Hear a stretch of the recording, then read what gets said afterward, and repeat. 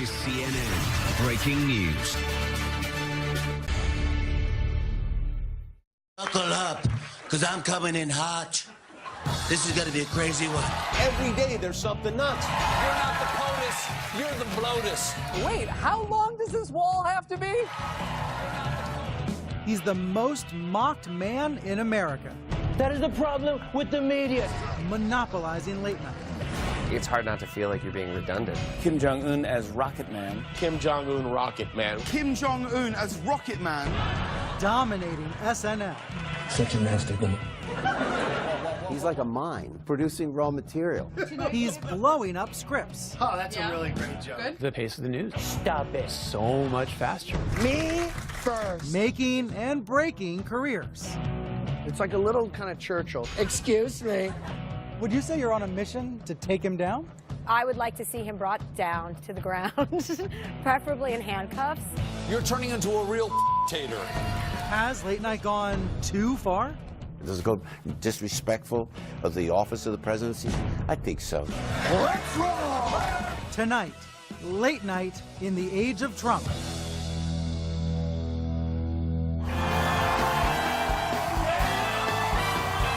November 8th, 2016. Thank you. The Late Show's Stephen Colbert was hosting a live election night special, a seemingly dream gig for the comedian who believed he'd be documenting history, the dawning of a Hillary Clinton presidency. He began the show upbeat. You don't need to chant my name. America doesn't have dictators yet. Here you have a guy, a host, ready to tell a certain number of jokes that he expects are going to come out in the way he wants. And instead, the show starts to turn. Bill Carter is the author of The War for Late Night. So he's like in between. He doesn't know which way to go. Well, when Trump wins the state, it will turn bright orange. Colbert tried to keep the jokes coming as the race got closer and closer. This one is a nail biter and a passport grabber. Then, political experts gave Colbert some shocking news. Trump had taken the lead, winning 2 key states. The momentum shifts and his energy level drops. All the things about a woman being president, which was probably the theme of the night, has to be rejected and something else on the fly put in. Would you care for a cocktail? By the time that whiskey ended up on his desk, Here's to democracy. you knew that things were off the rails. Giovanni Russinello is a culture reporter for the New York Times. I think he was just so incredibly unprepared to greet a Donald Trump presidency. At some point, it stopped being funny for him. It did stop being funny. And got downright uncomfortable when Trump went from underdog to frontrunner. Donald Trump has taken the state of Florida. That's a horrifying prospect. I can't put a happy face on that. And that's my job. All of his emotions were on display, and it was made for incredibly arresting television, but in some ways disturbing. You're watching a guy have his hopes drain out of him right on the air. I've never seen anything like that before. Sorry to keep you waiting. Complicated business. When it was all over and the results were in, Colbert, shell-shocked, left the audience with some dark final thoughts. So how did our politics get so poisonous? I think it's because we overdosed, especially this year. We drank too much of the poison. I think there was some sort of psychological change that came over Colbert. We as a nation agree that we should never, ever have another election like this one. Do you agree? He became a different host after that. It's The Late Show with Stephen Colbert. Colbert's harsh attacks on Trump galvanized viewers, catapulting him and The Late Show to its biggest ratings victory in 2 decades. Welcome to The Late Show. I'm your host, Stephen Colbert. It took him months, maybe about a year, before he found his traction. And the question was, when he ditches the conservative pundit persona that he used throughout the Colbert Report, is he going to be able to consistently amuse people and be outrageous? You, Donald Trump, are a horrible, horrible human being. By February, Colbert edged out longtime rival Jimmy Fallon when he ripped apart Trump's first solo press conference. To be honest, I inherited a mess. No, you inherited a fortune. We elected a mess. Colbert never let up, growing more vocal and more vicious as time passed. I have the constitutional right to say that Donald Trump looks like a rotting haystack made of meat, but you cannot. Trump gave new life to all the late-night hosts. He's a human. What is wrong with this picture? Trump keeps creating the material. He's like a mine. He's producing raw material. He's just gonna look them in the camera and say, ISIS, stop it. Have you ever seen anything like this in another presidency? There's never been anything like this in a presidency. Now, we've never had this many late-night people before, so we've never had teams of 10 or 12 comedy writers all writing jokes about the same guy all the time. We went into the weekend worrying about Kim Jong-un starting a war. We came out of it wondering if our president is cutting eye holes out of his bed sheets. How many late-night hosts are members of the resistance? Well, there's at least 2 overtly. Colbert and Seth Meyers are, to me, they're like the voices of the resistance. Basically, the shows are about Trump. I boldly said on this show it was a stunt and he would never really run. Seth Meyers was equally stunned on election night. He offered a mea culpa on late night the next day. Based on this pattern of me being wrong on every one of my Donald Trump predictions, he's probably going to be a great president. Then he gave the new president a warning. We here at Late Night will be watching you. Myers kept that promise, brutally dissecting Trump's every move in his signature Closer Look segment. Would you call what you're doing now investigative comedy? We do try to bring out information that you couldn't get out in a monologue joke, so we try to do a longer piece where we can sort of have a little bit more freedom to explain the story. Trump is so fully out of his mind, he broke a general. That guy's been in wars. It might be explanatory journalism sometimes? Sure, I think we try very hard. Explanatory comedy? Again, I'm always... You're afraid of the J word, aren't you? Well, I feel like I'm doing a disservice to people who actually practice journalism to say that I'm doing it as well. I like doing comedy the most, so that's what I'd like to stick with. But experts say that in the era of Trump, viewers depend on comedians like Myers to make sense of the constant cycle of news. It's time for Breaking Crazy. He's going as in-depth as he can. The line between late-night comedy and news reporting is so thoroughly blurred. People want a kind of a frontline style late-night show. 2016 has been an uncommonly year. What viewers want, they get, and plenty of it. Coming up, the Daily Show descendants. You were telling the president about Putin. Go. You really see a Jon Stewartization of late night.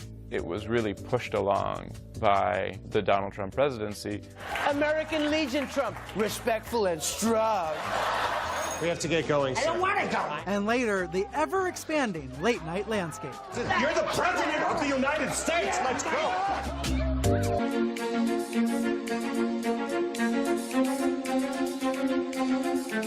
January 10th, 2017.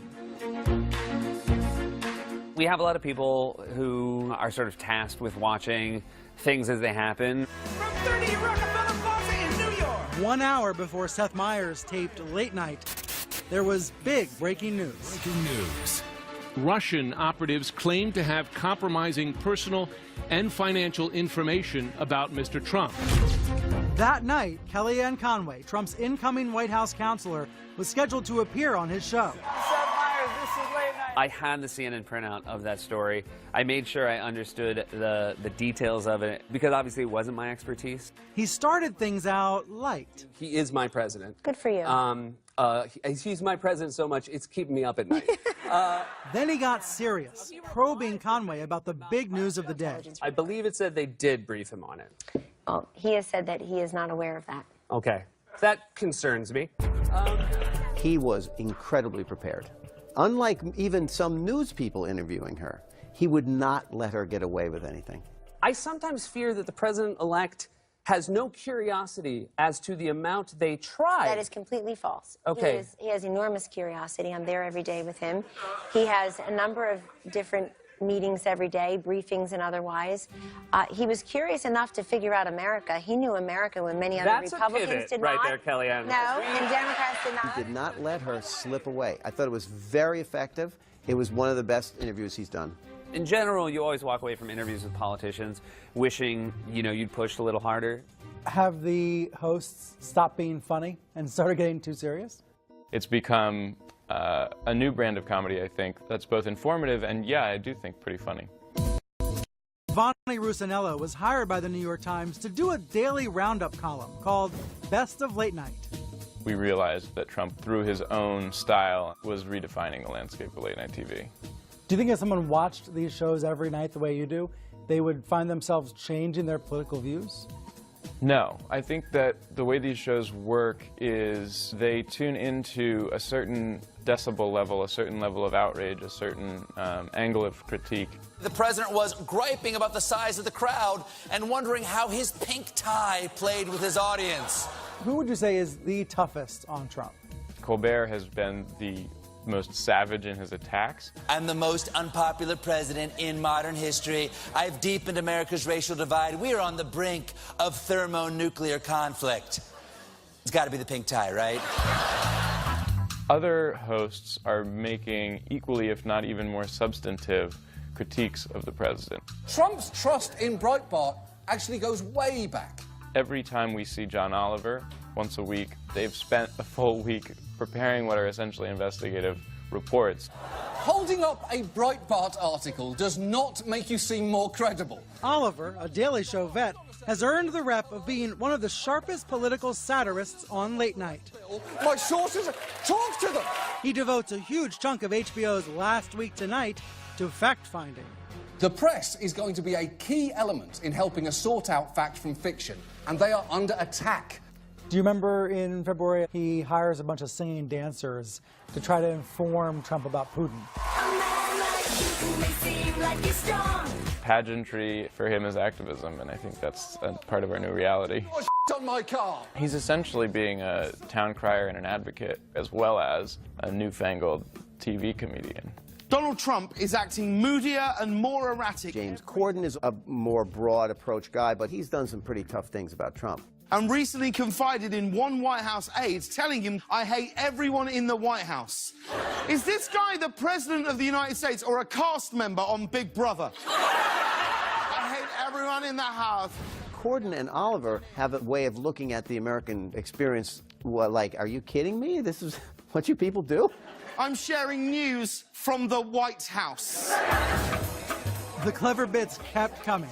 But with so many late-night stars, how do hosts stand apart? Do you ever worry about saying the same thing every other show is saying? Yeah, I mean, we think about it a little bit, but it happens less often than you would think. Steve Bodo is the executive producer of The Daily Show with Trevor Noah. We said Trump was an African dictator, right? Trevor has a certain point of view and a certain style. And so even if Stephen's show observed the same thing on a given night, it's still going to come out differently. Donald Trump does not around, eh? He delivers these punches against Donald Trump that doesn't have the nastiness other hosts do. Special like important, or special like the guy I made fun of? Which one? He struggled to find his voice when he took over Jon Stewart's chair. This is The Daily Show with Trevor Noah. But nearly 2 years later, Noah and The Daily Show were flying high. Then there was that one epic week in May. Comey is fired. If he's gone, who's going to investigate Russia's ties to... Oh. It comes out that Trump maybe leaked information to the Russians in the Oval Office. This is a trap, no? No, it has to be. No, it can't be this easy. Come on, come on. And Mueller's appointed. Probably saying to himself, man, I'm glad I am not part of this anymore. I'm just like, hello? Each night we were just like rewriting the show almost on the fly when that happened. I was very proud of that. Trump and those bombshells notched Trevor Noah his best week ever. Comey reminds me of every black mother. I brought you into this world, and child, I can take you out of it. Is Donald Trump the best thing that's ever happened to late night TV? There are certainly days where it seems that way. Next, too much Trump? He refers to Kim Jong-un as Rocket Man, which beats the other nickname he gave him, Lil Kim. Maybe don't make it sound like he's an action-packed new movie franchise. Just call him Lil Kim. Then there are also times where it's hard not to feel like you're being redundant.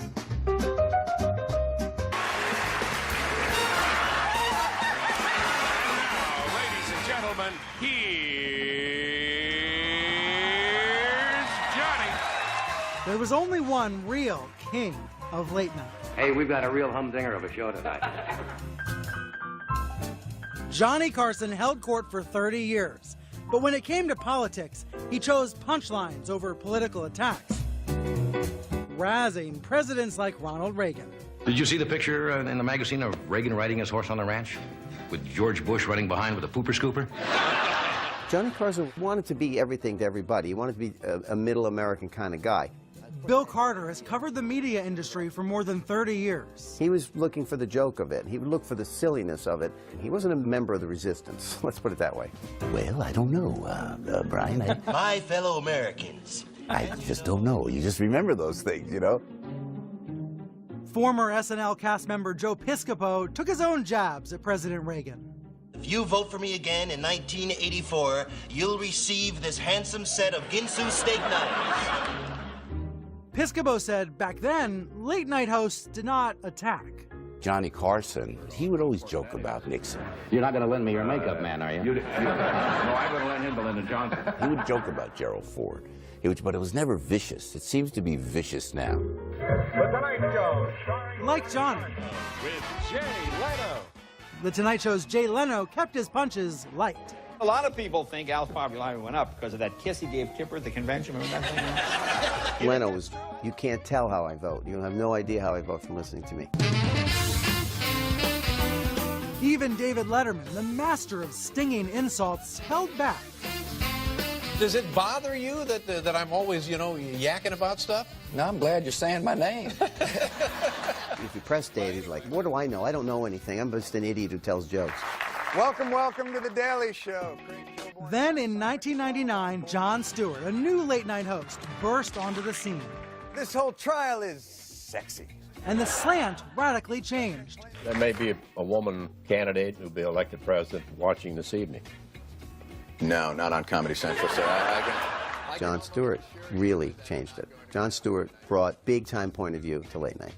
Consistent point of view. And, he wasn't always liberal, but he was extremely committed to certain issues. We are, as we speak, live from our election center studios in New York City's abandoned prostitute district. It was the 2000 presidential campaign when the show went from being mostly about pop culture to really focusing on the election. Steve Bodo was Jon Stewart's executive producer on The Daily Show. By then, the show was a political show, and it pretty much has been ever since. Good news for Mitt Romney. He has won tonight, and we can announce this right now.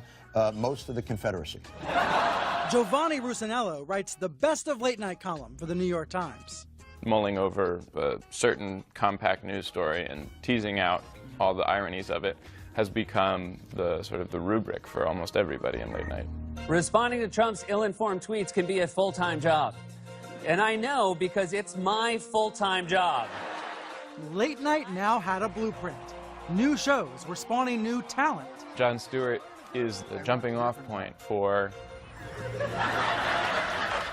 Stephen Colbert. Mr. Trevor Noah. Trevor, thanks for joining us. Trevor Noah. Welcome to The Daily Show! And John Oliver. That late night lineup exploded even more with Trump. All of them covering politics and the president 24/7. How's he changed the landscape? Just crazily changed. And basically, you just learn more about Trump now. So it's really not topical humor, it's Trump humor. Are there nights where it just feels like too much Trump, or it's overkill? Yeah, I think that there are most nights where it feels that way. Kim Jong-un as Rocket Man. Kim Jong-un Rocket Man. Kim Jong-un as Rocket Man. That's not a diss. That's a cool nickname. With so much Trump news, Which beats the other nickname he gave him, Lil hosts Kim. have no choice but to riff I think he does that nickname thing on the same material. The pace of the news is so much faster. Trevor Noah! What's going on, folks? Steve Bodo now runs The Daily Show with Trevor Noah, who took over for Jon Stewart as host in 2015. Aspirants are coming together to save each other. In a way, I admire you. They invited us in for a sneak peek behind the creative curtain of their show. And we watch a lot of video clips. We throw jokes around the room. I like that better. Then we take maybe an hour and a half to rewrite the show, tape it at 6:30, and get to go home. That's the normal way. It doesn't happen very much anymore. Thank you. Thank you. In the age of Trump, shows are sometimes turned upside down. I now just got a piece of information in my ear that Scaramucci has just resigned. At the 11th hour. When's the last time you had to blow up the scripts? Yesterday, the mooch couldn't make it to day 11. The guy got fired before the job began. Being able to plan ahead has become virtually impossible. Now the president tweets again. You can't make this up. I'm loving every minute of it. 5 minutes after 9 o'clock with Piscopo in the morning on AM 970, The Answer live. Joe Piscopo doesn't mind the rapid pace of Trump news. It's a gift from heaven. It's a gift from God. Everybody's so upset. Oh, there's the vitriol, the hate, the divide. I am loving it. It's time for you. The former SNL comic now hosts a conservative radio talk show. I campaigned in Florida. I spoke at a Trump-Pence rally. I know Donald like 25 years, man, okay? As someone who voted for Trump, you don't get angry at the jokes, all the attacks from late-night comics the way that others do. No. Does it go too far? It does go too far. Does it go disrespectful of the office of the presidency of the United States? I think so. Let me read this presidential briefing. Yep, I got the president, I got the briefing right here. Next, how far is too far? Late night goes off the rails. You're the presidents, but you're turning into a real dictator.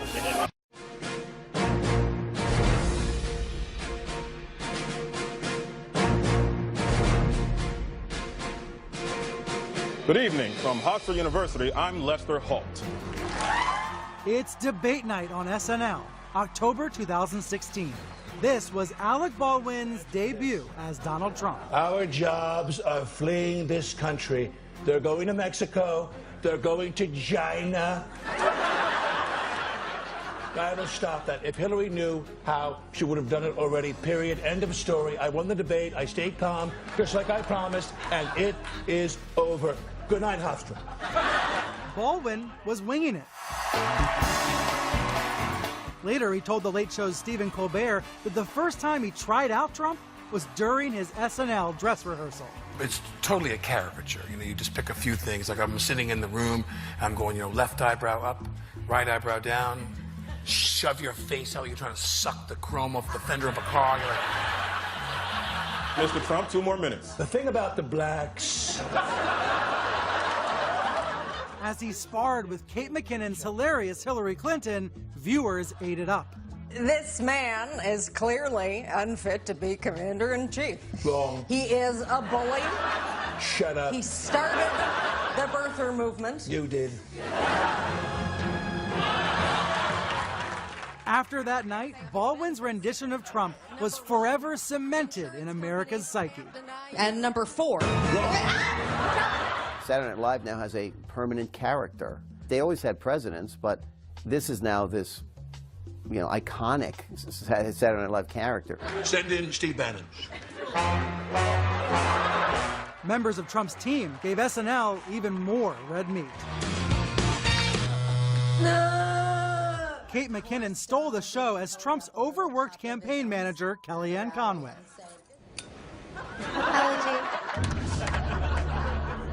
Do you want a drink?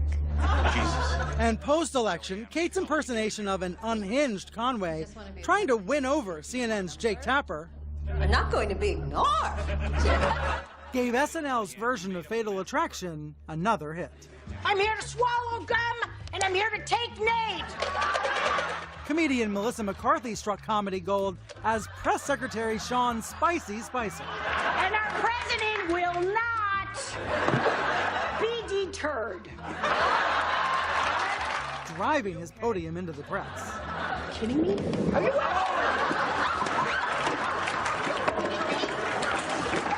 A lot of it is just funny, and again, all credit goes to Trump for that. He sets that up. Saturday Night Live. Trump gave SNL a record-shattering season. Come on over here to Daddy. And brought Baldwin back for another round. The President of the United States. SNL has historically always gone after presidents. Hey, hold on, Harry. Why so tense? Arguably, no one did a better Ronald Reagan than comic Joe Piscopo. I think Alec Baldwin is absolutely brilliant. Folks get upset when they see Alec Baldwin portray Donald Trump, but you know what I learned, man? You don't cut funny. And if it's funny, it's gonna hurt, but you gotta have a sense of humor about it. So Trump should embrace these caricatures? Absolutely. Donald Trump should invite Alec Baldwin to the White House.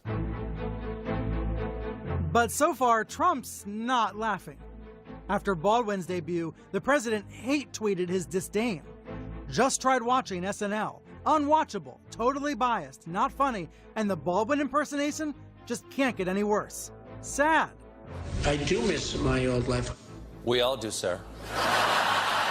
As the Trump jokes escalated, the president's distaste for late night intensified. You attract more skinheads than free Rogaine. In May, The Late Show's Stephen Colbert found himself in hot water when he blasted Trump in an over-the-top, profanity-laden meltdown. The only thing your mouth is good for is being Vladimir Putin's holster. His tirade sparked a firestorm in the press and fueled a hashtag #FireColbert campaign on Twitter. Trump did not respond right away.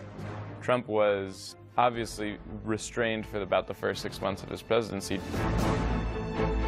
But days after the attack, the president surfaced, condemning Colbert in a Time magazine interview, saying, quote, "You see a no-talent guy like Colbert? There's nothing funny about what he says."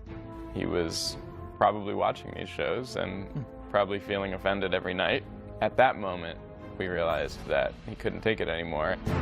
The only thing smaller than your hands is your tax returns. Trump went on, slamming Colbert over his improved ratings. The guy was dying. By the way, they were going to take him off television. Then he started attacking me, and he started doing better. Colbert's response was, to say the least, effusive. The President of the United States has personally come after me and my show. And there's only one thing to say.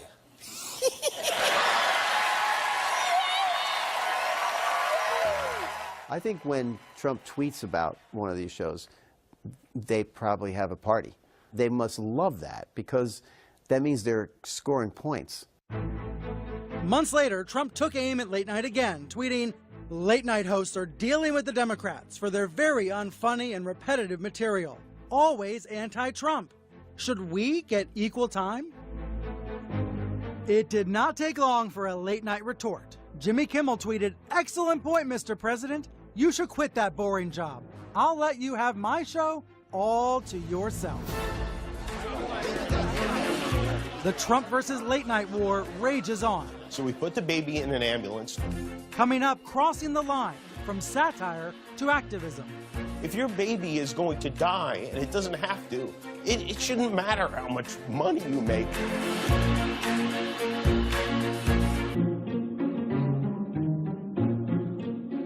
I have something to say here. Donald Trump, if you're watching, first of all, you're a bad president. Please resign. Second of all, in the Trump era, The Late Show's Stephen Colbert's satirical voice cracked the code.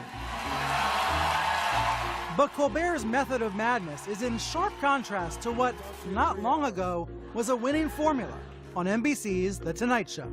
Wow, I look fantastic.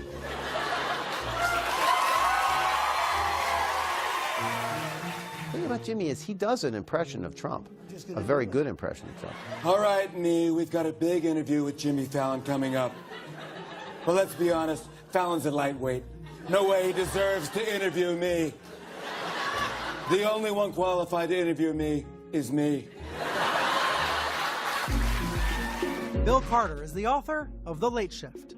He doesn't want to be in the mix of, this is my point of view, and, I'm pounding away at the president. He knows it's not his strength. He doesn't want to do it. I hope they're going to understand. Just months before the election, Jimmy Fallon was vilified for being too soft on Trump. His ratings suffered.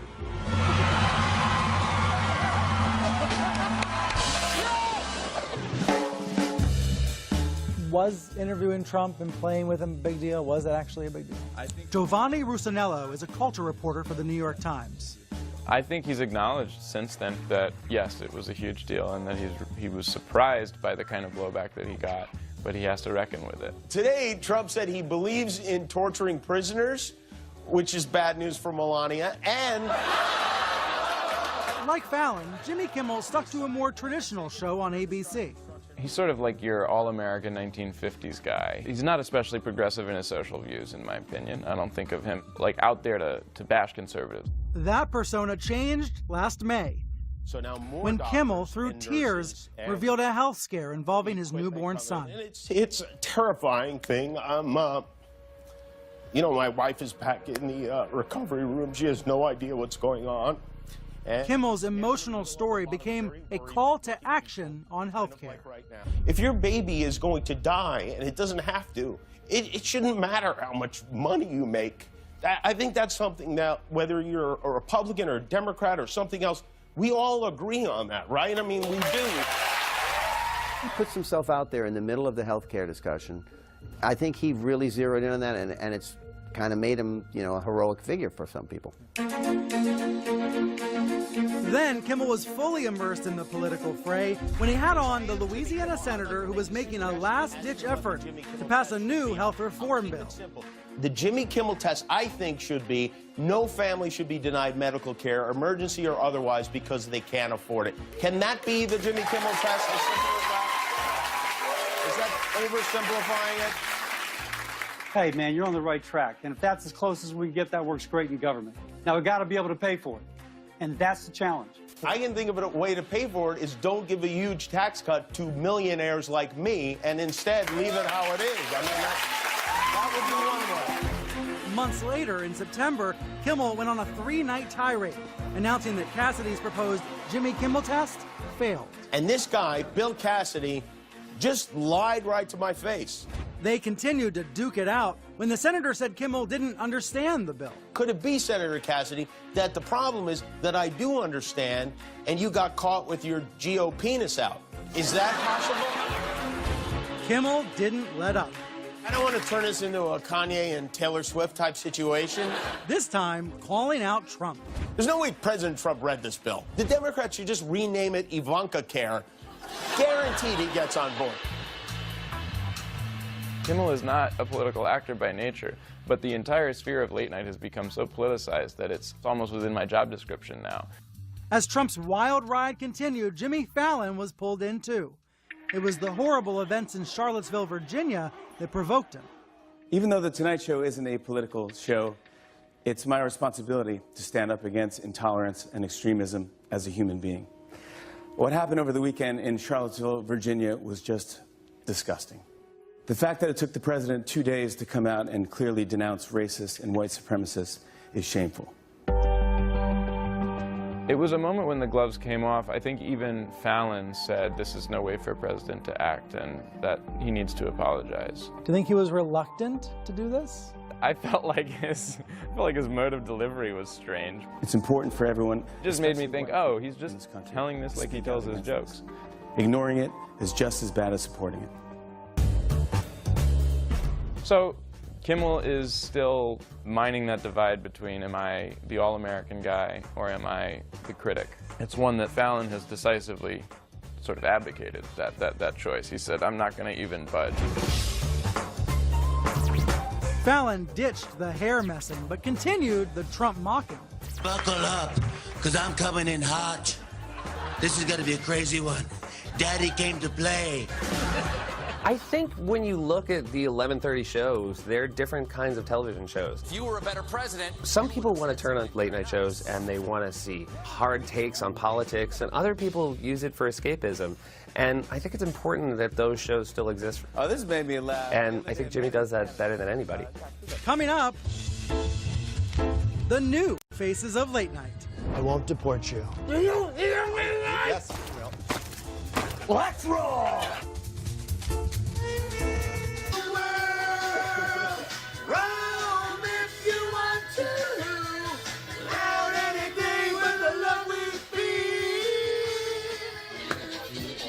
Ready? I hold my breath for a very long time. The ritual is a labor of love for comedian Anthony Atamanuik.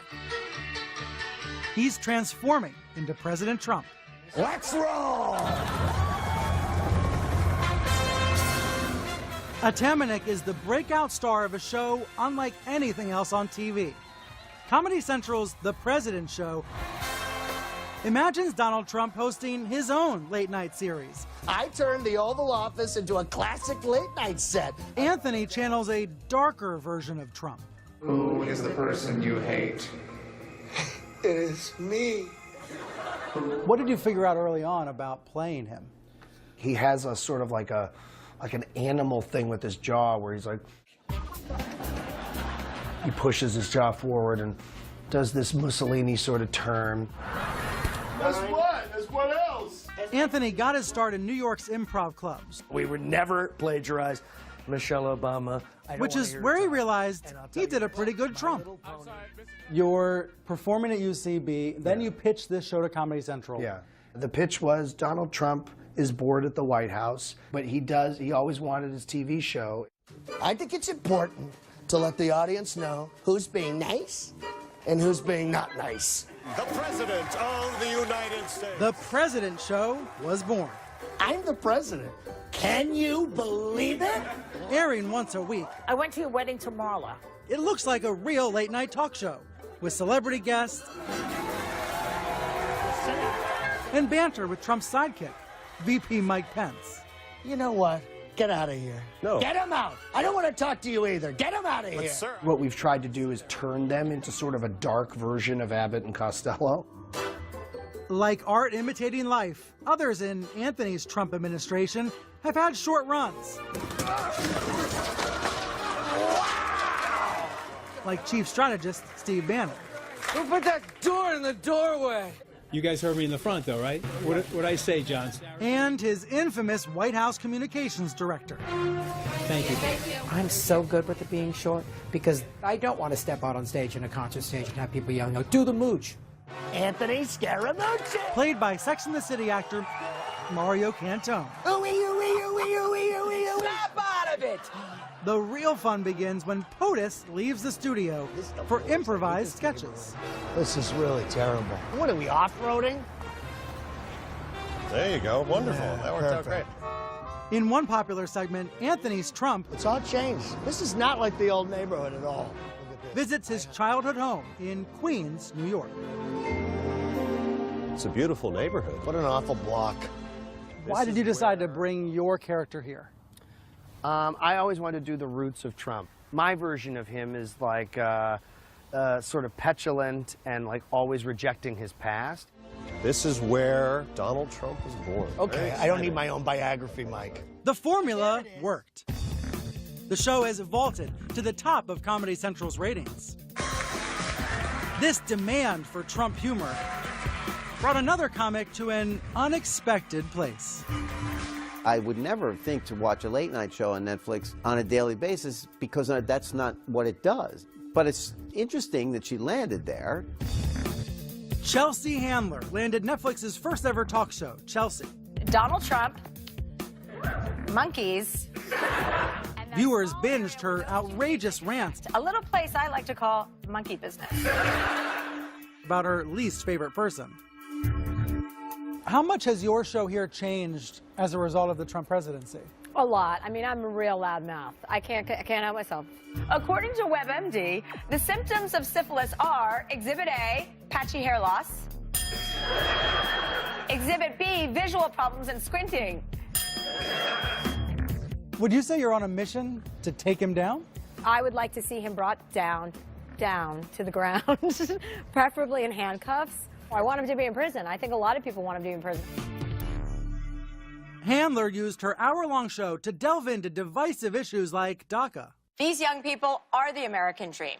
91% of them are employed and 99% of them have no criminal record. That means they've never obstructed justice, colluded with Russia, defrauded people through a fake university, bragged about sexual assault, or pardoned a racist maniac. So, in the end, Handler chose politics over late night. Miss Handler, on your left. After a rocky 2 seasons, Don't you know when to stop filming? The comedian said she was ending her Netflix show to focus on activism. It's important to me to use my platform for good. A lot of people say, oh, I don't do politics. It's like, you don't have a choice now, okay? This is serious stuff, so we don't have a choice to opt out. Has Trump been good for the Chelsea Handlers of the world? I mean, in terms of comedy, like, oh, God, you must have so much material. Yeah, you can take the material. I don't want this kind of comedy. No. Same goes for Anthony Atamanuik. We're going to take people who are illegal immigrants and ship them to other countries. What do you think of that? No. What happens on the day President Trump's no longer president? I'll probably put some stones in my pocket and walk out into the ocean. No, I don't want to do them anymore. A lot of people are saying that Trump wants our foreign policy to be good cop, bad cop. I think it's more like good cop, insane president. There's no way anyone who comes after will ever take up as much ink on this show than we've already spilled on President Trump. That is going to be a fascinating thing to watch. If it happens in 4 years or whenever it happens, they're going to be like addicts that have to completely go cold turkey. I'm sorry, have you seen Donald Trump? If there's one thing he's never going to get, it's a clean bill of health.